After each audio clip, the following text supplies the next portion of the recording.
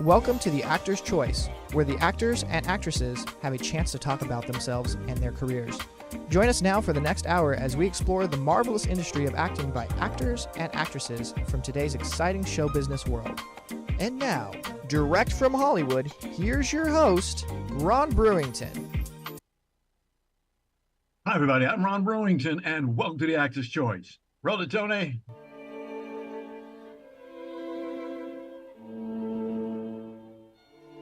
I have examined the maps of the city with the greatest care, yet never again found the Rue d'Auxil. These maps have not been modern maps alone, for I know that names change. Yet it remains a humiliating fact that I cannot find the house, the street, or even the locality where during the last months of my impoverished life as a student of metaphysics. Ladies and gentlemen, our first guest today was a director and still is a director and a writing of all 4 seasons of the syndicated television show Tales from the Dark Side. He also directed episodes on Monster and ABC's reboot on Land and the Lost. He also wrote the screenplay for Stuck, directed by Stuart Gordon. The film won San Francisco's Indie Fest Staff Prize and Brussels International Festival of Fantasy Films Silver Raven. Ladies and gentlemen, without follow-up, please welcome John Strysik. Mr. How you doing, sir? I'm good, Ron. Thanks for having me on your show. Oh, good. Welcome to the Actor's Choice. And what a bio you have. What a bio you have, John. My goodness. Before we get started, please tell us, where were you born? I was born in Joliet, Illinois. There it is. Oh, my goodness. Oh, my God. I always ask that. I'm getting flashbacks here. Oh, yeah, flashback. Take it. So, growing up in Joliet, what was it like? Did you ever see the Blues Brothers? Oh, but of course. Okay, there's a scene in the Blues Brothers where John Belushi comes out of a prison and he's known as Joliet Jake. Yes. And that's Joliet. It was known for a state prison called Stateville. It's a good place to be from. I don't mean to put down people in Joliet because some nice people came out of there. Actually, the guy who designed the LEM, for the moon landing, yes, he's from Joliet, actually. So, but what's nice about Joliet is that it was close to Chicago, and Chicago was like my land of Oz. Going up there, and I went to film school in Chicago and lived there for about 5 years. Okay. Next question. What made you get into television, and TV, and acting? Well, I guess it was, starting in high school where they would show films in 16 millimeter. This is going back into the from 68 to 72. And I saw Citizen Kane, and Citizen Kane was the first movie. And I think a lot of film directors have this moment where they see something and they realize this is directed by somebody, and that got me kind of started. And then the next big thing was going up to Chicago at this little theater showing weird movies. It was called the Three Penny Cinema. And what was great about it was all black. So you were like going into like this womb almost, watching pictures. And I went to see Freaks, the Todd Browning movie.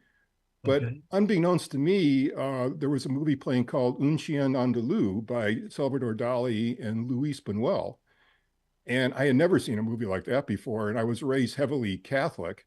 And that's a very weird Catholic movie if you start to take the symbolism apart. And then I got into Buñuel, and from there it just kind of snowballed. Okay. You've been around a lot of people. Who are some of the people you've admired over the years? Well, you, Ron, first of all. I mean, come on. You're so kind. You got to polish the hose. Tony, send him Bill. Send him some flowers. I like actors. I mean, this is an actors podcast, and I got to be. When I worked at Tales from the Dark Side, we worked with some legendary actors, Yes. People like Robert Forster, Seymour Cassels, Marie Windsor, who goes back to with Kubrick, Alice Ghostley. And then the movie I wrote for Stuart Gordon starred Stephen Ray, and I became great pals with him, because, when you first meet an actor, and a lot of actors are shy, So I remember we were shooting up in St. John in Canada, and we were in this little room and alone. I didn't know what to say to him exactly. So I said, hey, have you ever been in any Samuel Beckett plays? And he just lit up and he goes, I was directed by Beckett. And, Beckett's one of my gods. So yeah, that worked out pretty well. You are a director, a writer, an editor. What is it like being a playwright? Well, that's something I always wanted to do. I again, this goes back to Samuel Beckett. I when I was in junior college, I happened to stumble into a production of Endgame, and that knocked me out. So that got me started reading all these plays. Like Eugene Ionesco, and then of course the Americans like O'Neill and blah blah blah, and reading all those things. The first thing I ever started writing was plays, and they were terrible. I mean, just imitation Beckett or Ionesco and things, but. I love it because it's like it's so different from filmmaking. It's more like a piece of music, how it develops and how you see it and how it's presented. Movies are fun, but they're just little tiny bits, that you're always shooting, and it's really made in the editing room, Yeah, on the floor. and that's fun, but the thing is, I couldn't really get into corporate entertainment. I kind of got to like what I'm doing. Okay. So that way I'm an amateur, I think. I'm not really a professional, but, I've done some stuff. We had a lady a couple of weeks ago. She's a director, and then she made it to playwright, and she is now just oozing everywhere. Just loves it. Great. Yeah, indeed. Tony, could you put up something for me now? The music of Eric Zahn. Mm-hmm. Tell us about this one. Well, this is fun. This is an adaptation of an H.P. Lovecraft short story. So what I was trying to do here is I was in Columbia College, and back then, this is like we're talking about the late 70s. Mm-hmm. And, you had to know how to make films. I mean, it wasn't like you didn't have a phone where you could shoot everything. So I got together with some really talented people. One of them is Michael Goy, who I became great friends with, and he shot not a bunch of them, but, 2 shorts I did and a feature. Yes. And Mike's become like Mr. Hollywood. He just recently did Avatar, The Last Airbender. He's a writer producer on that. Anyway, I wanted to make something that I could maybe sell, to schools. Yes. And I did, and we made a really nice little film. It's still in distribution. I can't believe it. It's got a release a couple of years ago. And it did work out that way because Chicago was known for kind of industrial films and commercials, but they also had distributors that used to distribute to schools. So that did get a distribution. And I always loved Lovecraft. I co-wrote a book called Lurker in the Lobby, a guide to the cinema of H.P. Lovecraft with a buddy of mine named Andrew Migliori. Yes. And strangely enough, Eric Zahn, because I saw he had a website called Beyond Books, and I said to him, I made this adaptation of a Lovecraft story, and I said, why don't you show it up there? And he started a film festival, the H.P. Lovecraft Film Festival. It's going on for over 20 years now, so 30 years actually. I think it's coming on its 30th anniversary. Gotcha. Tony, could you put up number 12 there for me? I saw this one, John. What do you think? Yeah, this one. We were a little talking about that. That's Death with Benefits. So that's my second play that was premiered at Theater 40, where the new one is. And this was just a crazy idea. I was talking about because you're from Santa Monica, and there was this thing called the Killer Grannies from Santa Monica, about these 2 70-year-old women who would like pick up men, house them, insure them for like millions of dollars, and then kill them. So it's like arsenic and old lace, but it's more arsenic and less lace. And it's inherently funny. I mean, Arsenic and Old Lace was based on a true story. So it's kind of a farce. And it did pretty well. It's a crazy, crazy play. Okay. One more quick question. I see that 2023 was a good year for you. You directed 3 projects: Hawthorne's Mark, Franz Kafka, Starvation Artist, Guy He, or The Terror of Loneliness. You had some work to do. Yeah, the Franz Kafka. Well, this goes back like to the 80s, but the thing we did after Music of Eric Zahn is called A Hunger Artist by Franz Kafka. And that was shot in black and white. And I read it in high school. And again, It was like trying to make something I could sell to high schools. But I did get a scholarship from a guy you might have heard of, William Friedkin, because he's originally from Chicago.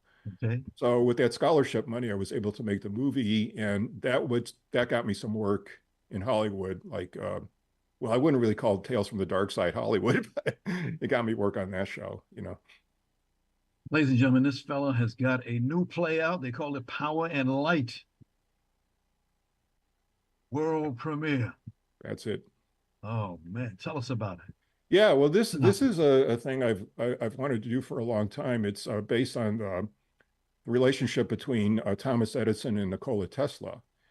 And Nikola Tesla is like kind of a legendary, almost like steampunk hero, because he envisioned an entirely different system. He's the guy who basically gave us our system of alternating current.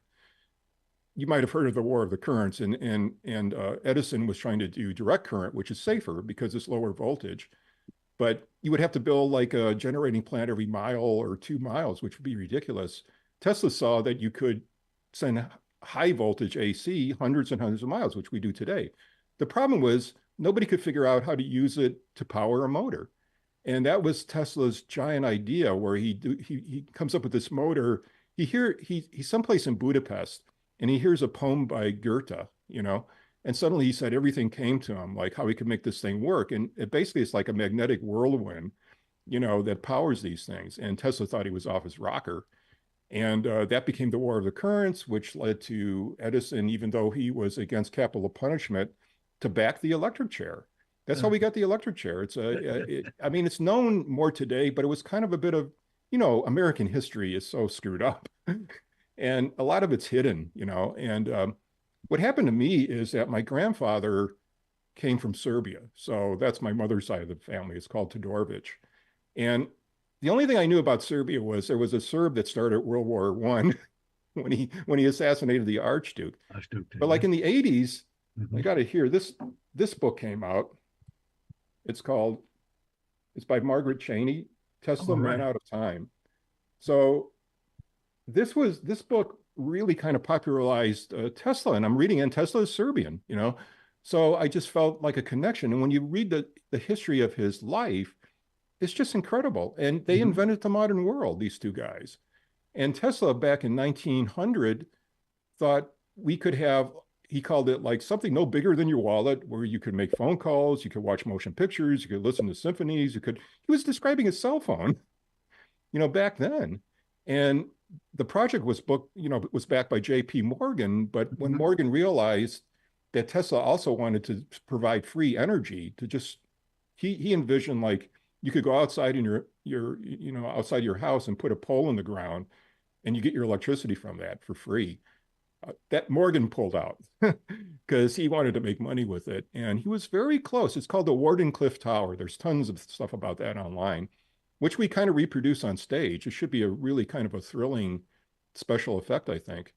But anyway, when Morgan heard about that, he pulled out. Tesla was like months away from completing this project, or at least testing it. And instead, it was just torn down because Tesla couldn't afford to pay taxes on it to New York City. Okay. So anyway, that's the basic thrust of the play. And it's just like they're fire and ice or oil and water, and they're both incredible personalities. Both had great things about them, both had flaws too. And I think we kind of bring that out in this play.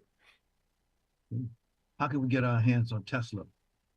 Well, the tickets, you mean, or just Tesla? There's tons of, if you go to, by the way, Elon Musk stole his name, for the car, Tesla, obviously. And the ironic thing about that is the guy who was developing the electric car was a guy named Thomas Edison. Edison, people don't know this. He made most of his money from batteries. He developed lithium batteries, and he saw that like in the early 1900s. In fact, Jay Leno, has that garage show with all these cars. He's got a car made by Edison. That's an electric car that still runs. So he was way ahead of, ahead of the curve back then. Tesla had nothing to do with cars, but I think Musk kind of liked his name, and he sees himself like a maverick. I think like Tesla. Let's see. David Hunt Stafford. Oh, David. Yeah, actually, if I can go just briefly through the cast, because they're an incredible group of people. So there's a man named, and these are all great actors. Curtis Bedford. Bedford plays Tesla's assistant. His name is George Schreff, and he was with him all. And by the way, when you adapt historical things, sometimes you have to condense many people into one, and that happens in this play, obviously, because we really had, if you're making a movie, you can have a cast of, 50 people, but in a play, we got 8 people to do it. So some of these are condensed in hybrid characters. But anyway, Curtis is playing George Schreff, and also a man named Rourke Cochran, who actually kind of prosecuted Edison, because at the time they wanted to see, again, Edison is backing the electric chair because it's AC, right? Yes. And he wants to show it's dangerous. And they had a big hearing about that. And so he was like the prosecutor. Richard Large plays George Westinghouse. George Westinghouse plays a big part of this show because he backed Tesla. And from all accounts, Westinghouse was kind of a saint. Everybody loved this guy. There's not a bad thing to say about him. But he saw the potential of AC, and he was a guy, Tesla and Edison and Westinghouse gave AC power to the world. Mm-hmm. Mandy Faison, Mandy Faison plays Mina Edison, and who's Edison's second wife, and Alice Vanderbilt, who put on these electric light balls. So there's a very famous, if you look up Alice Vanderbilt, there's a very famous picture where she looks like the Statue of Liberty. She's holding a torch, and it was called, and this just wild dress, and she called it the spirit of electricity. So we reproduce that in the play. John Combs is an actor who's been around for a long time. You see him tons in commercials and things like that. Anyway, he plays J.P. Morgan, mm-hmm. who's a big part of this show too, and who's like the ultimate capitalist. Mm-hmm. And Bailey Castle, her real name, by the way, not Castle Bailey, plays Ann Morgan, JP's daughter, and she's a fascinating character. I didn't know much about her, but they were like fire and ice. She was a progressive. She stood on picket lines. She wanted to give workers an 8-hour workday, the total opposite of her father. But she had a relationship with Tesla, and some of this is speculative, but she plays a big part in helping Tesla and trying to get his dream made. Warren Davis plays Charles Batchelor, and Batchelor is Edison's right-hand man. He's from mm-hmm. Manchester, England. And again, he's sort of a composite character because I couldn't show everybody in Edison's life, but he does a great job doing it. Eric Keitel, who goes back to my first play, Villainy, played H.H. Holmes. It was about America's first serial killer. Mm-hmm. He plays Nikola Tesla and is just knocking it out of the park. Yeah. And he kind of looks like the guy. And then again, we get to David Hunt Stafford, not last but least, maybe no, he's not the least guy. Anyway, he plays Thomas Edison. He's a producer. He's produced hundreds of plays at Theater 40, and he's just a terrific actor. And my director is named Jeff Rack. And this is the third production I've done with Jeff. A lot of people ask me like, well, because I come from directing background, and they said, don't you want to direct these things? And I said, no, I don't want to direct plays. I love writing them, but it's a whole different way of directing. It's not how I would direct movies at all, And Jeff is just kind of a genius, bringing things out in the text that I don't even see. Yeah. And also he's a great stage designer. So you get 2 in 1 with him. Wow. You open it up on March 28th? Yes. Okay, and the location?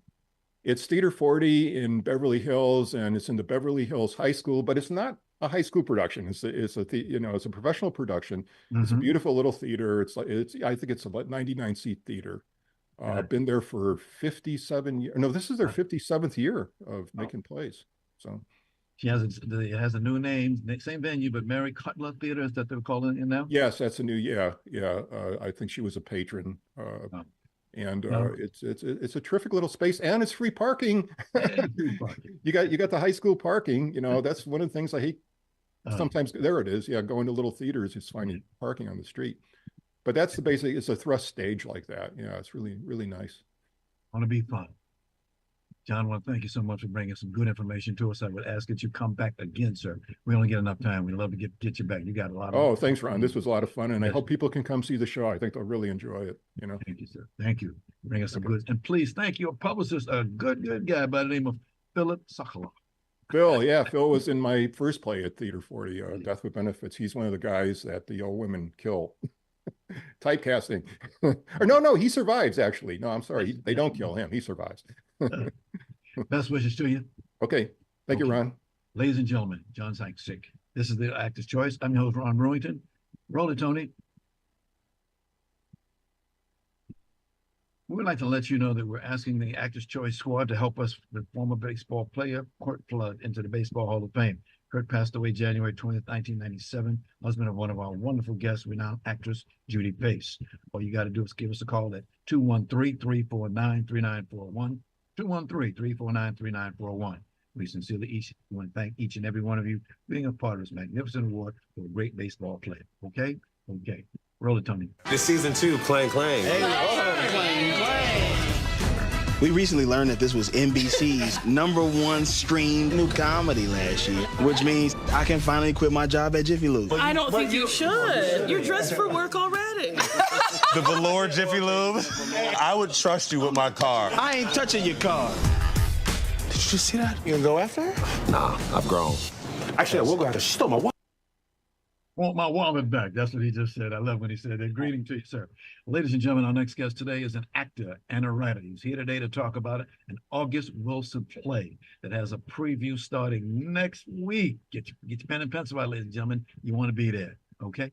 So without further ado, please welcome Aaron Jennings. How's it going? Welcome. Welcome to the Thank you. Thank you for having me. I appreciate it. Oh, feeling is mutual. Not mutual, mutual. Indeed. Oh yeah, August Wilson. What a guy. We sure miss him. And he leaves so much behind. I ain't got to tell you, you know what it is. Question number 1. Where were you born, sir? I was born right here in Los Angeles, California at a hospital called Cedars-Sinai Hospital. So I'm a Los Angeles native, a proud native. Whew. Growing up in LA was nice for you? Fun? Yeah, it was great. I mean, there's no place like it, you know. So I'm happy to be an Angelino, happy to have had my childhood here, and hope to one day raise some kids here. Yeah, it was beautiful living in Los Angeles, California, all of my life. Wow, beautiful ride. Question: how much support do you get from your family and friends on what you do? I've been lucky and blessed to have a lot of support from my family, my parents specifically. As I'm sure you know, they're both actors as well. So they're actors? They are actors. Yes. Who's your father? My father's name is Brent Jennings. Oh, that handsome young man. Look at him. Yeah. And oh, there he is. Yes, right there. And yeah. My mother's name is Juanita Jennings. So oh yeah. Yes, I am the son of them both, and lucky to have them in my corner. They've given me great guidance and advice throughout the years, and continue to be a great support to me in my career and my artistic life. You got a brother who's a writer-producer, Derek Jennings. I do, yeah, Derek Jennings. Yeah, the family. It is in the family. It's a family affair. Yeah. Wow. Your father has 109 credits. Your mother has 101 credits. So we keep those things busy. Yeah. I've got some huge shoes to fill. Question: what made you get into acting? I just think it's initially it was just an outlook to it. Sorry, not an outlook. A way for me to express myself. And then it just became more and more just an opportunity, I think, for me to tell stories that I think hopefully will resonate with people, and to be able to touch and connect with people. Just became more and more intriguing to me. Yeah, so it's grown over the years. It's deepened over the years, but I'd say initially it was selfishly another way for me to just get out some energy and express who I was or what I might have been feeling at that time. That energy brought you to a movie that you did, TV series actually, called Meet the Browns. Oh, yes. Yeah. Meet the Browns. Oh my God. Had the role of David? Yes, that was my first TV credit, if I'm not mistaken, was Meet the Browns. Yeah, so I it's been a while, but I believe I played a football player or maybe a quarterback named David. Named David, yeah. I don't remember all of the details of the role, unfortunately, but I am very grateful for that credit, because it, like you said, started me on my journey. Yes, you had 2 episodes with them, I'm told. That is correct. Yes. Oh, wow. You getting ready to do a play? Yes. Tell us about the play, please. Yes, so I am very fortunate and honored enough to be able to play King Hedley II in August Wilson's play, King Hedley II. It is being done here in in Pasadena, California, at A Noise Within. As you said, we start our previews this Sunday. Wow, it crept up on us on the 31st of March. We then open on the 6th of April. But the play itself centers around King Henry II, who has recently gotten out of prison and is trying to get his life back in order. We meet him, and he's got dreams of opening a video store, but in the meantime is sort of peddling refrigerators to make ends meet. He's, trying to progress, trying to make something of himself, but seems to be faced with a multitude of challenges that keep arising in his life. And so, the play that's more or less the synopsis of the play, but it deals with, I think, themes of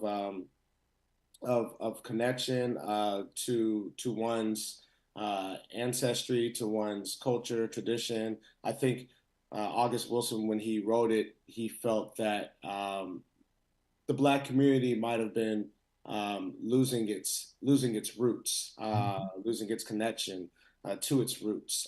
This play takes place in the 80s, 85 specifically, which is, as we know, the Reagan era. There's a lot of gun violence happening at that time, gang violence, the crack epidemic, mothers and fathers being taken from their homes. And so just the family, the Black family, was disjointed. I think August was very fearful that we were becoming a lost people. So the play deals with that as well. I think it's also just about, August would say this often in many interviews, but you can't possibly know where you're going if you don't know where you've come from. And so the play definitely deals with that as well. So it's a beautiful play. If you're familiar with August at all, I mean, he's, in my opinion, good opinion, playwright ever. So it's truly, I mean, I can't stress this enough. It's truly an honor to get this opportunity to step into the role of King Henry. And we're directed by Greg Daniel and this fantastic cast of actors who are playing the other roles. And so it's a great ensemble. Now, this, I understand, is number 9 of Wilson's 10-play American Century. That is correct, yes. Wow. Yeah, so as we know, he wrote a cycle of plays of 10 plays, and this is the 9th of those 10 plays. It's also, in many ways, a sequel, if you will, to Seven Guitars.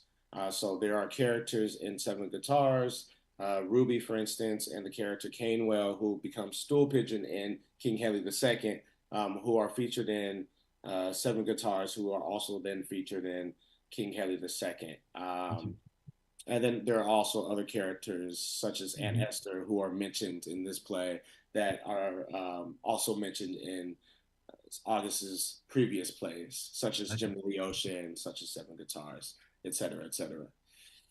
What excites you the most about this play? Well, I mean, I think the idea of what happens to a Black man when he feels worthless, I mean, to be able to sort of explore that, to sort of hopefully bring value to the Black man, show value. I just think it's a very important story. I feel very honored to be able to bring light to that story. I think there are a lot of men and women, unfortunately, in the Black community who sometimes do feel overlooked or like they have little to no value. And so hopefully through inhabiting this character and telling this story, someone who comes to see the play will know that they are valuable and that they are worthy of this experience and of more in life. I just think that's important to me. It's just an important story to be told, and I think one that resonates and will resonate with the audience. Gotcha. You taking the family with you? Oh yes, absolutely. Absolutely. Those of you who didn't get into just now getting to it, his family. This is a family. Yes. This is on par. Yeah. Wow. Again, tell us where the play is going to be at. Yes, so it's going to be in Pasadena, California, at a theater called A Noise Within. Yes. Again, our previews begin on the 31st of March, which is this Sunday, and then we will be opening up the following Saturday on April 6th through April 28th. So hopefully you can come check us out. Get your tickets, folks. Get your tickets. It is King Headley II. Yeah, thank you, Tom. Yes, sir. Thank you. Thank you. Aaron, anything else you want to say before we say goodbye to you? I just want to say thank you so much for having me. It's been a pleasure talking with you, and I hope everyone comes out to see King Headley II at a noise percent. Yes. Aaron, again, thank you, sir, for being here today. You come with some good stuff, my brother. We wish you and your family the best, the very best. And please welcome your publicist, my good friend, Lucy Pollock. You know that lady? Yes, of course. I will have to say hello to her. Lady. Keep on doing what you're doing, my brother. Ladies and gentlemen, Aaron Jennings. Thank you. Thank you, sir. It's the Actor's Choice. I'm your host, Ron Brewington. Roll it, Tony. Monix. Why are you dressed like that? Who are you supposed to be? My next guest is a actor, writer, director, and filmmaker who has a motto. He says, quote, unstoppable and driven. Go ahead now. He has appeared in over 50 films, TV shows, stage productions, and many, many more. Ladies and gentlemen, please welcome a man of many talents, Mark E. Ridley. Greetings, Mark, and welcome once again, back here with us at the Actor's Choice. Good to see you again, sir. Thank you so much, Ron. I'm so happy to be with you again. Indeed. I'm looking forward to seeing your handsome face, and here we are, my friend. Indeed. All right. With your bad self. Tell us, where you from? Where you born and raised at? Ann Arbor, Michigan. Yes, sir. Ann Arbor, Michigan. Oh, yeah. Yeah. I left as a child, so I claim it as a birth, but I don't claim it as city because I don't really know it that well, you know. Okay. We had, Tony, if it's okay, can you go back up and do that acting reel for us? That's a good open. Oh, there you go. I'm harder than you'll ever be. You just whitewash like the rest of them sellout niggas.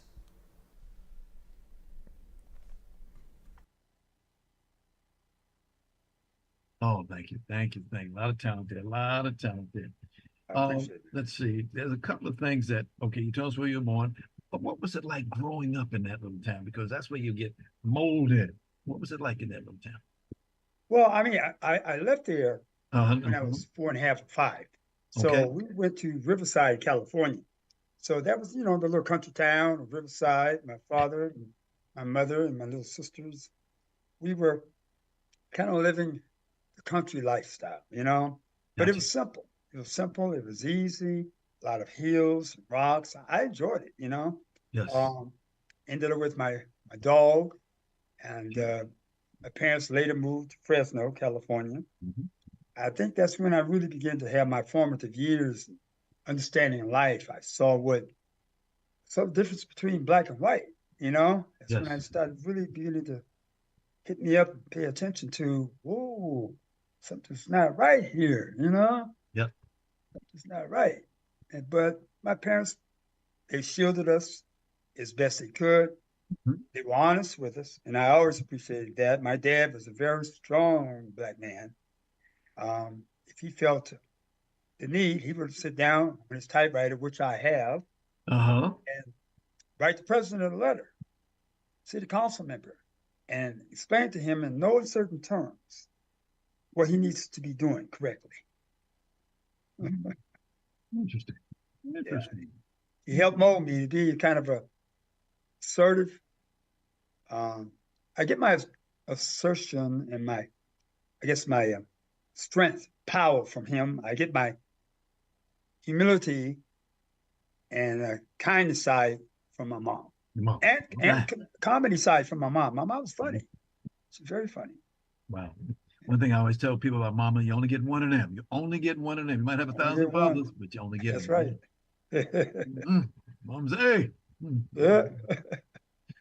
So when did the acting bite you? The acting started biting when I was about 15, and I played in Jim Kelly's film. Yes. One of the films he was doing. I played in Black on the Five. Okay. 5 on the Black Hand Side. On the black hand side, okay? Yeah, black hand side. I played in Dolomite, and that was just extras. I actually drove the car. Uh-huh. The original scene, the Cadillac, when they were chasing, and Devorah Martin was in the rear, and um, the star was in the car. I drove the Cadillac in a chase Did scene you? up into Painted Canyon and crashed into the wall, and I was like, oops. My goodness. Yeah, it stuck after that. I said, I kind of like this, Yeah. All I right. like this. By the way, what did you think about this Oscar that just went by? Man, you know, it's so many opportunities that are available. And sometimes I see so many opportunities that kind of pass by. Mm-hmm. There are talented people all over this world. And my hope is to see a lot of more unknowns stepping up and being noticed and appreciated on that Oscar forum and on that stage. I think that, you know, Mr. Wright, he should have won that Oscar. Mm-hmm. His film. I think he was awesome. But, kudos to all those that won. And I think they were some good films. I think it's important to keep these people pushed. It's important to be behind the scenes and be the ones that are voting. I do believe that they need a changing of the guard because there are a bunch of old heads that have held these positions, just like they hold them in Congress. Retire, sit down. You did your good deed. Let a new breed come through that understands things a little different. I can do that. Yes, definitely. According to IMDb, you got your first credit as an actor in 1984. You had a play, like it was called Death Wish Club, a film like that. There you go. Adventure, comedy, romance. It was a crazy film. Uh-huh. It was a really crazy film. I played the character of Prince Labutu. No, he didn't. No, he didn't. He did. I got burned up in the film. Mark, go to your room. Whew. My goodness. But to the film's credit, it's a classic horror film. They call it a B classic. Yes. And it's been going around the world ever since playing. Oh, good. All right, you moved up on that one, and because you played the role of Prince Flubutu. Right. I like to do a little homework there. I like to do a little homework, especially with you guys. It's a good thing. There was another event that came up. The year was 2017. They called it Stolen Breath. The Truth Revealed. Yeah. That's a film that's dear to my heart. Okay. That's a film that has shaken up millions of people. Okay. It's a film that is still going very strong, even after its inception. Okay. It's on Amazon Prime. It's all over the place. Yeah. Amazon Prime, Tubi, Freebie, Roku. I can't even name all the channels, but I think it's 21 channels, 14 countries. Got you. That film came out of a short film called Stolen Breath. Right. Which was a film about suicide. Mm-hmm. And I felt compelled to write that. One thing I try to do is write a narrative that has some meaning. It might shake you.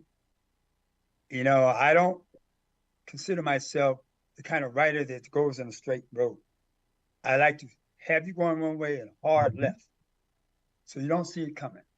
And so far, I think most of my films have done that. Okay. All righty. Let's see. You got that one, a short. You did it as a short, and then you went and became what we call a director. Oh, goodness. You did a director. What was it like making the transition from director from being an actor? Well, I always kind of thought that I was going to do that. Okay. I didn't know when. Okay.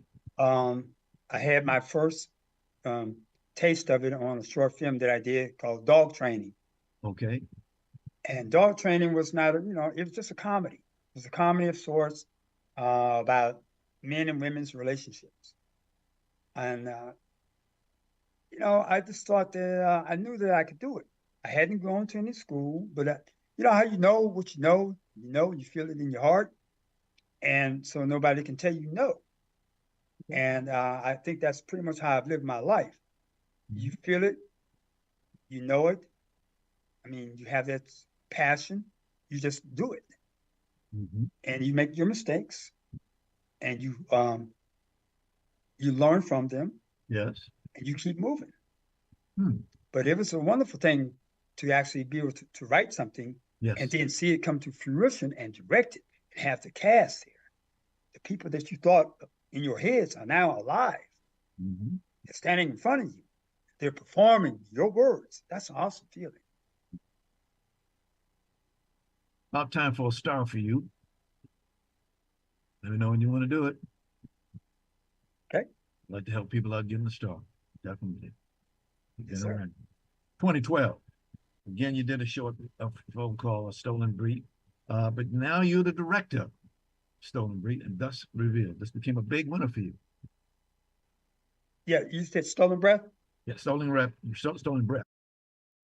With and I was blessed to have several celebrities come to support me in that film. Yes. And that was a film that was very passionate for me because I looked at my two boys. They were lying in bed. They had been playing with their controllers and games, and they both fell asleep. And I thought, how could these boys have something so horrible in their life and refuse to tell me and commit suicide? Okay. It would break my heart. So I sat down on the side of the bed while they were asleep, and I just mapped out the script in pencil on some paper. And I wrote it that night. Gotcha. And I was crying as I wrote it. It was very emotional. And I was blessed to have Miss Tammy Mack come in. Mr. Who else came in there? I can't remember his name at the moment.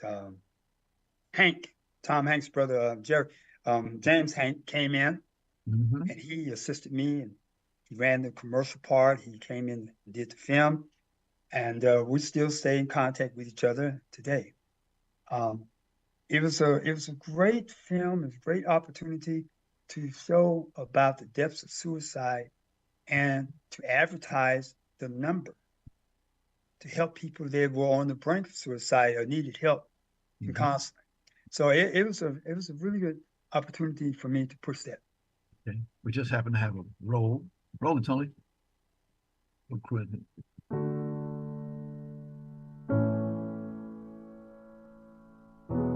I had a great family. How did that slip away?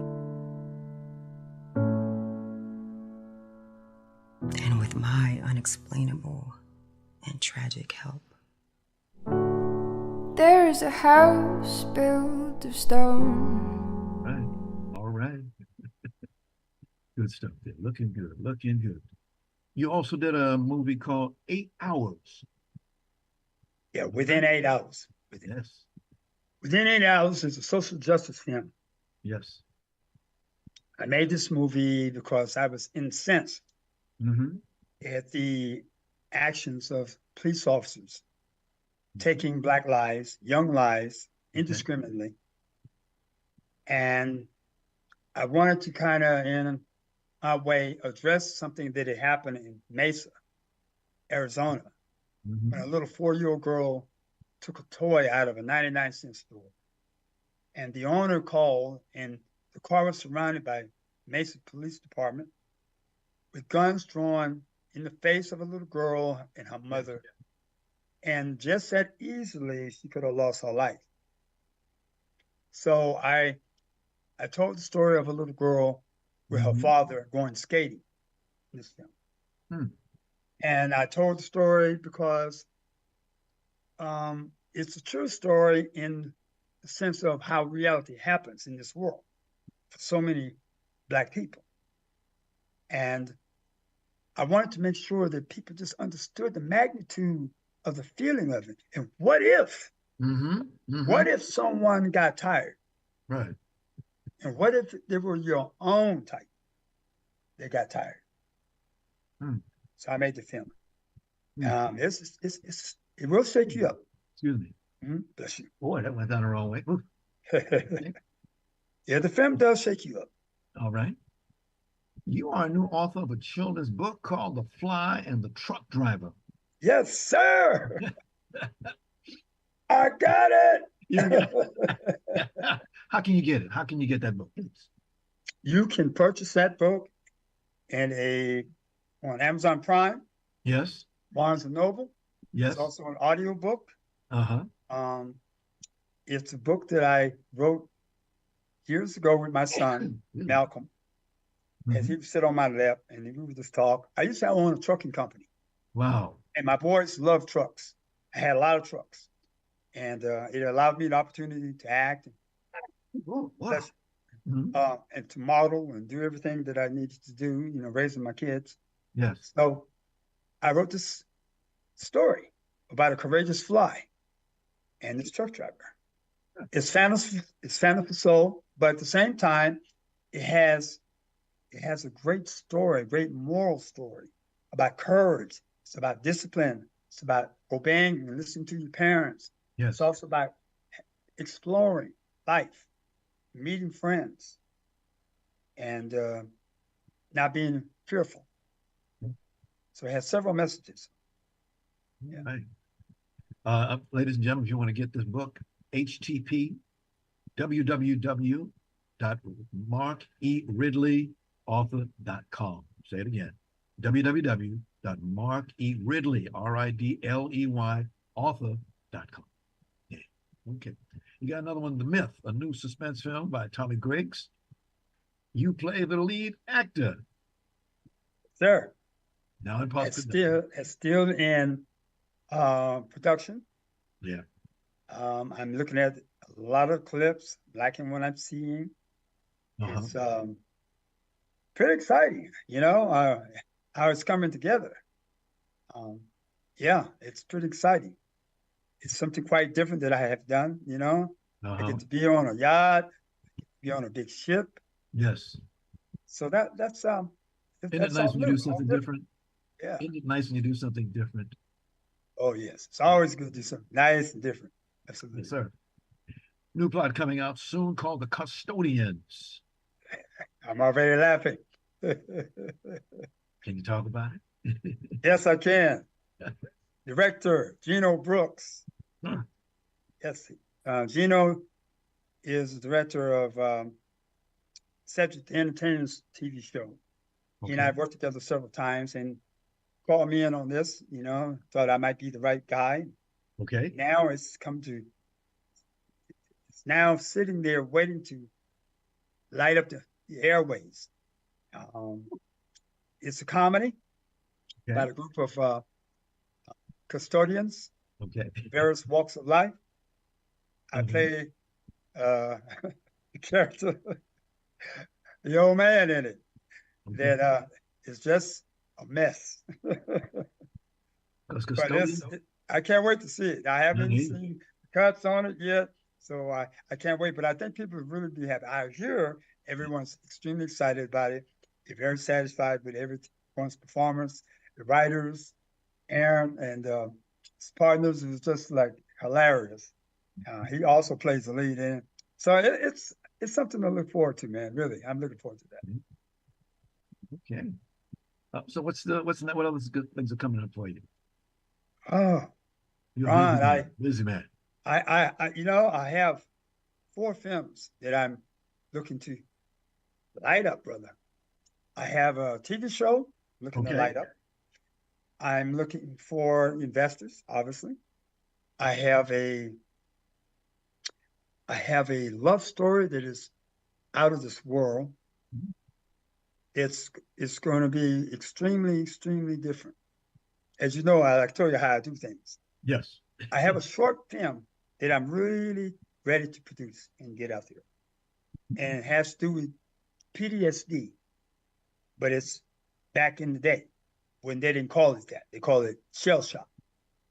and it's called Otis. Okay. And I'm looking forward to doing that. I also have the rights to a movie, true story, about a black police officer Okay. in an all-white city that is working undercover and no one knows it. Yeah. That was a great film. And my intentions are to direct it and get it funded and move on, man. So if you're out there, you got a pocket full of money, talk to me. I like that. Talk to me. You got some bread. Let's make some money together, right? Right.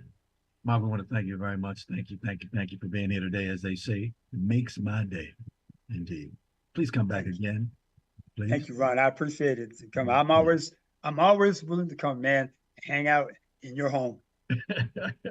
In the meantime, best wishes now. Best wishes. Thank you, sir. Ladies and gentlemen, Mark E. Ridley, indeed. I want to thank our sponsors, Harvey Brandman Photography as an art, Ron Irwin's Lose Life, Way to Lose Weight, Larry Buford's book To the Future, Time Travel, Message in a Capsule, State Farm agent Carla Green, and veteran actor Rob Brownstein's actor training facility and Actor Space. Much thanks to our guest today, director, writer, editor, John Strysik, actor, writer, Aaron Jennings, and actor, writer, director, and filmmaker, Mark E. Ridley.